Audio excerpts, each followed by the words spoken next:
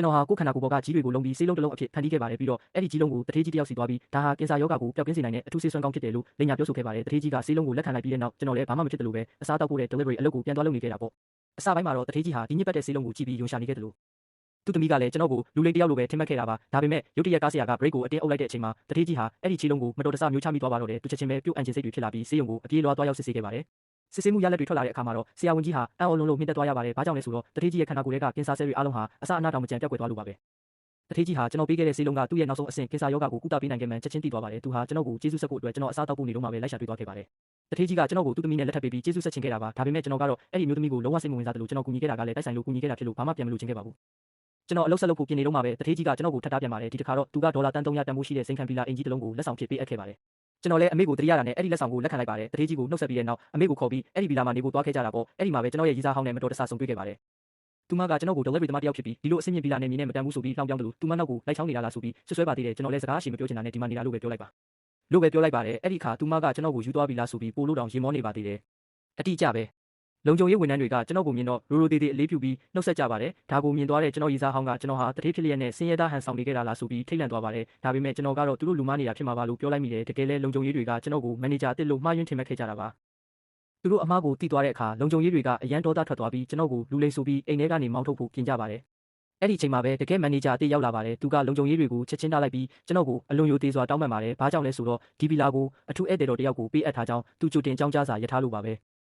ဲမန်နေဂျာကကျွန်တော်တို့ကိုအထဲဝင်ဖို့ဖိတ်ခေါ်နေတော့မှပဲရီးစားဟောင်းကဒီလိုအယိုးရှင်းဆုံးဝတ်စားထားတဲ့လူကဘယ်လိုလုပ်တထေးကြီးရဲ့ဧည့်သည်တော်ဖြစ်နိုင်မှာလဲဆိုပြီးမေးခွန်းထုတ်လိုက်ပါတယ်ဒါကိုကြားတော့မန်နေဂျာကပါကျွန်တော်ရဲ့အထောက်ထားကိုတန်တရားဝင်လာပါတယ်ကျွန်တော်ကတက်တည်ပြဖို့အတွက်အိမ်တော့ကိုထုတ်ပြလိုက်ပေမဲ့ရီးစားဟောင်းကဒါဟာခိုးလာတဲ့တော့လို့ထပ်မံဆွဆွဲပြန်ပါတယ်မန်နေဂျာကလည်းသူမစကားကိုယုံပြီးလုံခြုံရေးတွေကိုကျွန်တော်ကိုဖန်ခိုင်းလိုက်တယ်လို့အင်ရှင်ကိုစားတခိုးကိုအပြစ်ပေးမယ်လို့ကြုံရပါတော့တယ်ကျွန်တော်အနေနဲ့ဖြစ်နေတာကိုမြင်တော့အမေကမန်နေဂျာကိုတောင်းပန်ခဲ့ပေမဲ့မန်နေဂျာကအမေကိုမြေပြင်ပေါ်လဲကျသွားအောင်ကန်ထုတ်လိုက်ပါတယ်အတိအကျပဲအဲ့ဒီအချိန်မှာတထေးကြီးရဲ့သမီးပြန်ရောက်လာပြီးဒီမြင်ကွင်းကိုမြင်သွားပါတယ်သူမကအားလုံးကိုချက်ချင်းရက်ခိုင်းလိုက်တယ်မန်နေဂျာကတော့သူကောင်းမှုလုပ်ထားတယ်လို့မျိုးကျွန်တော်ကိုတော့ခိုးတဲ့တခိုးပါဆိုပြီးတိုင်တန်းပါတော့တယ်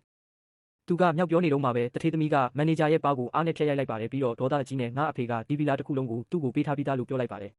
်ရီးစားဟောင်းကတော့အရှုံးမပေးပဲကျွန်တော်ကိုထပ်မံလုပ်ကဆွဆွဲဖို့ကြိုးစားပေမဲ့ဒီတစ်ခါတော့မန်နေဂျာကိုယ်တိုင်ကသူမကိုမြေပြင်ပေါ်လဲကျသွားအောင်ကန်ချလိုက်ပါတယ်ပြီးနောက်မန်နေဂျာကကျွန်တော်စီအပြေးလွှားလာပြီးဒီတစ်ခါတော့ခွင့်လွှတ်ပေးဖို့အတနာခံပါတယ်ဒါပေမဲ့သူကကျွန်တော်အမေကိုနာကျင်အောင်လုပ်ခဲ့တာကြောင့်ကျွန်တော်လုံးဝခွင့်မလွှတ်နိုင်ခဲ့ပါဘူးဒါကိုမြင်တဲ့တထေးသမီးကမန်နေဂျာကိုချက်ချင်းအလုပ်ဖြုတ်လိုက်ပြီးလုပ်ငန်းနယ်ပယ်အားလုံးကနေအမည်ပြစရင် blacklist တွဲလိုက်ပါတော့တယ်ဒီဇလန်းလေးကိုနှစ်သက်တယ်ဆိုရင် subscribe လုပ်ထားဖို့မမေ့နဲ့အောင်န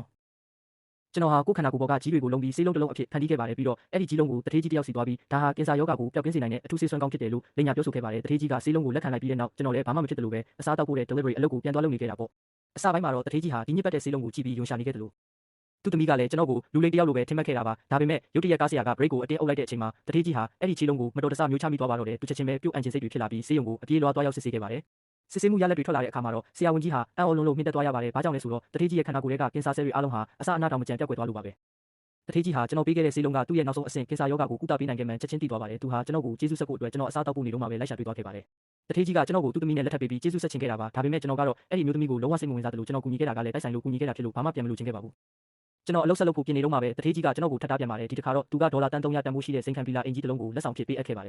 ယ်ကျွန်တော်လည်းအမေကိုတရိယာတာနဲ့အဲ့ဒီလက်ဆောင်ကိုလက်ခံလိုက်ပါတယ်တထေးကြီးကိုနှုတ်ဆက်ပြီးတဲ့နောက်အမေကိုခေါ်ပြီးအဲ့ဒီဗီလာမှာနေဖို့သွားခဲ့ကြတာပေါ့အဲ့ဒီမှာပဲကျွန်တော်ရဲ့ရီးစားဟောင်းနဲ့မတော်တဆဆုံတွေ့ခဲ့ပါတယ်သူမကကျွန်တော်ကို delivery သမားတစ်ယောက်ဖြစ်ပြီးဒီလိုအဆင့်မြင့်ဗီလာနဲ့မြင်နဲ့မတန်ဘူးဆိုပြီးလှောင်ပြောင်းတယ်လို့သူမနောက်ကိုလိုက်ချောင်းနေတာလားဆိုပြီးဆွဆွဲပါသေးတယ်ကျွန်တော်လည်းစကားအရှိမပြောချင်တာနဲ့ဒီမှာနေတာလို့ပဲပြောလိုက်ပါလို့ပဲပြောလိုက်ပါတယ်အဲ့ဒီခါသူမကကျွန်တော်ကိုယူသွားပြီလားဆိုပြီးပို့လို့တောင်ရင်မောနေပါသေးတယ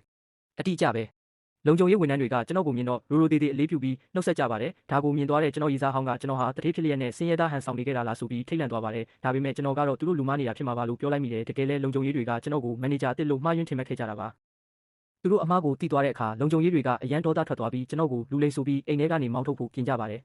တယ်အဲ့ဒီအချိန်မှာပဲတကယ်မန်နေဂျာအစ်စ်ရောက်လာပါတယ်သူကလုံခြုံရေးတွေကိုချက်ချင်းထားလိုက်ပြီးကျွန်တော်ကိုအလွန်ယိုသေးစွာတောင်းပန်ပါတယ်ဘာကြောင့်လဲဆိုတော့ဒီဗီလာကိုအထူးဧည့်သည်တော်တယောက်ကိုပေးအပ်ထားကြောင်းသူကြိုတင်ကြောင်းကြားစာရထားလို့ပါပ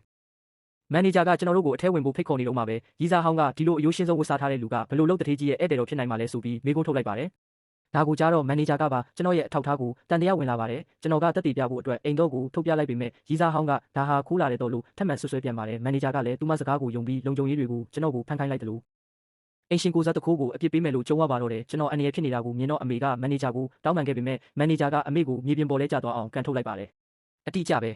အဲ့ဒီအချိန်မှာတထေးကြီးရဲ့သမီးပြန်ရောက်လာပြီးဒီမြင်ကွင်းကိုမြင်သွားပါတယ်သူမကအားလုံးကိုချက်ချင်းရက်ခိုင်းလိုက်တယ်မန်နေဂျာကတော့သူကောင်းမှုလုပ်ထားသလိုမျိုးကျွန်တော်ကိုတော့ခိုးတဲ့တခိုးပါဆိုပြီးတိုင်တန်းပါတော့တယ်သူကမြောက်ပြောနေတော့မှပဲတထေးသမီးကမန်နေဂျာရဲ့ပါးကိုအားနဲ့ဖျက်ရိုက်လိုက်ပါတယ်ပြီးတော့ဒေါသကြီးနဲ့ငါအဖေကဒီဗီလာတစ်ခုလုံးကိုသူ့ကိုပေးထားပြီးသားလို့ပြောလိုက်ပါတယ်ရီးစားဟောင်းကတော့အရှုံးမပေးပဲကျွန်တော်ကိုထပ်မံလုပ်ကဆွဆွဲဖို့စူးစမ်းပေမဲ့ဒီတစ်ခါတော့မန်နေဂျာကိုယ်တိုင်ကသူမကိုမြေပြင်ပေါ်လဲကျသွားအောင်ကန်ချလိုက်ပါတယ်ပြီးနောက်မန်နေဂျာကကျွန်တော်စီအပြေးလွှားလာပြီးဒီတစ်ခါတော့ခွင့်လွှတ်ပေးဖို့အတနာခံပါတယ်ဒါပေမဲ့သူကကျွန်တော်အမေကိုနာကျင်အောင်လုပ်ခဲ့တာကြောင့်ကျွန်တော်လုံးဝခွင့်မလွတ်နိုင်ခဲ့ပါဘူးဒါကိုမြင်တဲ့တထေးသမီးကမန်နေဂျာကိုချက်ချင်းအလုပ်ဖြုတ်လိုက်ပြီးလုပ်ငန်းနယ်ပယ်အားလုံးကနေအမည်ပြက်စရင် blacklist တွဲလိုက်ပါတော့တယ်ဒီဇလန်းလေးကိုနှစ်သက်တယ်ဆိုရင် subscribe လုပ်ထားဖို့မမေ့နဲ့အောင်နော်